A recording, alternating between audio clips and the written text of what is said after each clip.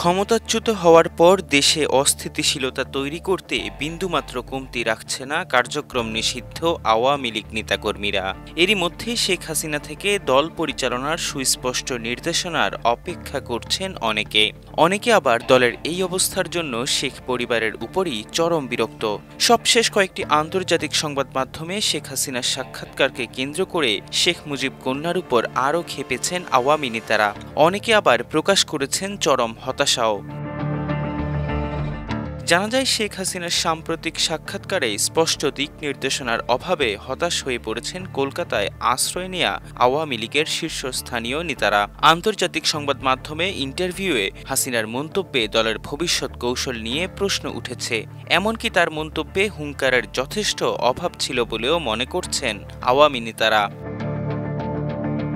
জানা যায়, গত বৃহস্পতিবার কলকাতার নিউ টাউনের সাপুরজিতে আওয়ামী লীগের শীর্ষ নেতারা জরুরি বৈঠকে মিলিত হন। এতে সভাপতিত্ব করেন দলের সাধারণ সম্পাদক ওবায়দুল কাদের। শীর্ষ নেতৃত্বের কাছ থেকে পরিস্থিতি উত্তরণে স্পষ্ট ও কঠিন কোনো নির্দেশনা না আসায় বৈঠকে নেতাদের মধ্যে গভীর হতাশা দেখা দেয়। তাদের প্রত্যাশা ছিল শেখ হাসিনা একটি বড় ধরনের হুঙ্কার দিয়ে নেতাকর্মীদের চাঙ্গা করবেন এবং প্রত্যাবর্তন আন্দোলনের স্পষ্ট রূপরেখা দেবেন।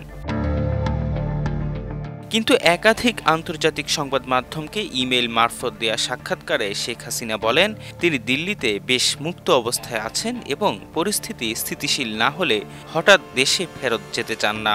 নাম প্রকাশে অনিচ্ছুক একাধিক নেতার কথায় তার এই মন্তব্য দলের বর্তমান কঠিন পরিস্থিতিতে কর্মীদের মধ্যে আরও হতাশা সৃষ্টি করেছে। নেতাদের মূল ক্ষোভ হল নিষেধাজ্ঞার মুখে থাকা দলের ভবিষ্যৎ নেতৃত্ব ও কর্মীদের দীর্ঘ সময় ধরে নিষ্ক্রিয় বসে থাকা।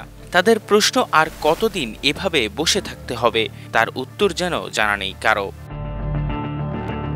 নিষিদ্ধ দলের সাধারণ সম্পাদক ওবায়দুল কাদেরও বৈঠকে পরিস্থিতির ভয়াবহতা তুলে ধরে এক প্রকার হতাশা প্রকাশ করেন বলে জানা গেছে। বৈঠকে দলের অন্দরের একটি চাঞ্চল্যকর বিভাজনও প্রকাশ্যে আসে।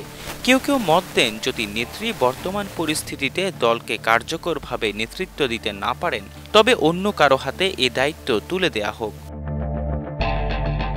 বর্তমান পরিস্থিতিতে আওয়ামী লীগের কর্মীদের হতাশ না হয়ে অন্য কোনো কৌশলে মনোনিবেশ করা উচিত কিনা সে বিষয়েও আলোচনা উঠে বৈঠকে। তবে ওবায়দুল কাদের এখন পর্যন্ত এর সমাধান দিতে পারেননি বলে সূত্রে জানা গেছে।